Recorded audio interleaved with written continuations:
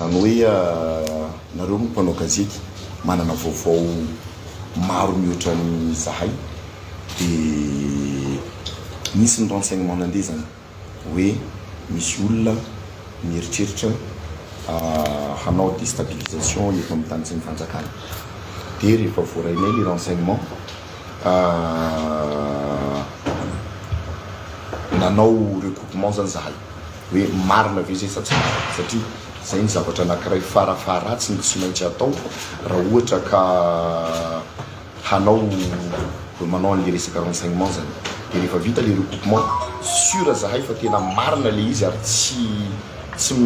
miraty mihitsy le renseignement zany dia nangataka ordre de perquisition tany amin'ny madame le procureur dia nahazo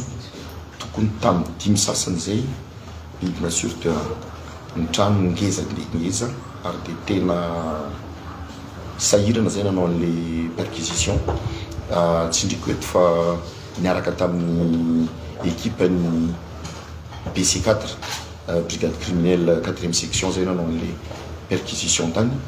nanomboka tamin'ny 5 sasany ariva omaly tamin'ny roany tamin'ny enina maraina vao vita zay zany ny zavatra misy tena misy le izy 10 millions de francs vola 10 milliards de francs vola tratra tao ankoatran'izay moa misy vola vahiny madinidinika euro sy dollar dia misy vola talo sasany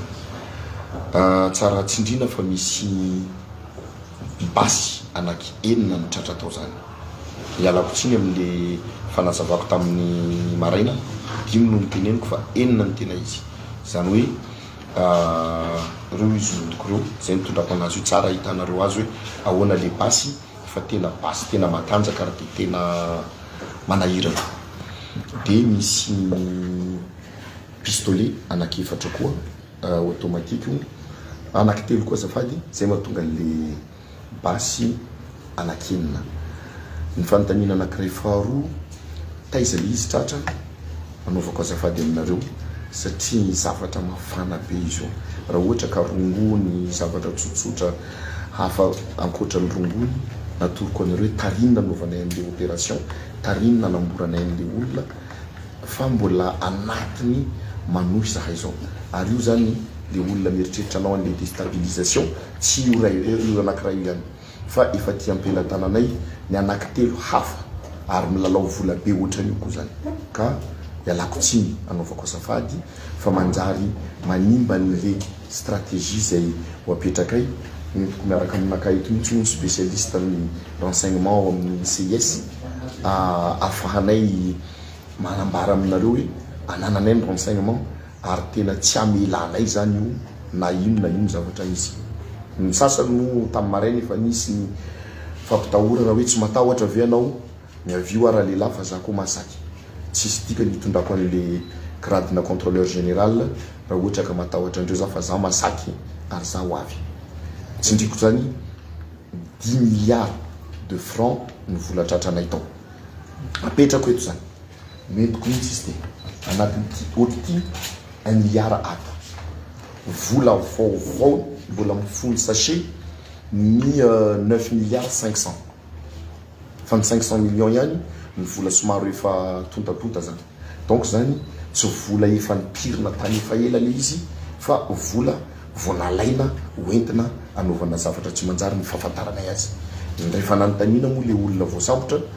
dia sahirana izy mamaly hoe atao inona le vola inona ny nakana le vola be dia be apetraka ny trano sotra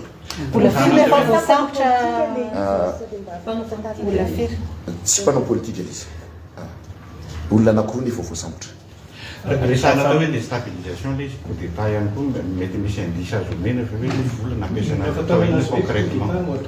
ka zay ny ahafantarana azy hoe anaovana coup d'état satria le olona le basy ampiasainy basy vaovao io ampisehoko anareo rehefa aveo raha ilainareo ary basy tena matanjaka le vola tsy nieritreretina hoe ampiasaina amin'ny zavatra hafa fa teneniko aminareo hoe tena efa sûr ny renseignement tapelatananay matoa zay nandeha nakany zany satria anisan'ny zavatra manimba sofina am'izao tsika miteny zao le hoe misy perquisition ary misy perquisition dia eritreretin'olona sasany hoe ho harcèlement le izy tsy harcèlement zay zany tsy miditra amin'ny harcèlement fa zavatra efa sûr zay no natonga zay tsy maintsy midina sur terrain nandeha zany. Mety misy indisy hoe inona le saika fampiasana le famille déstabilisation fa concrètement hoe anakaramana olona anao an'le amon'olona zany civil sa miaramila no everina ho karamaina na ny olona tratranay aloha zany am'izao civil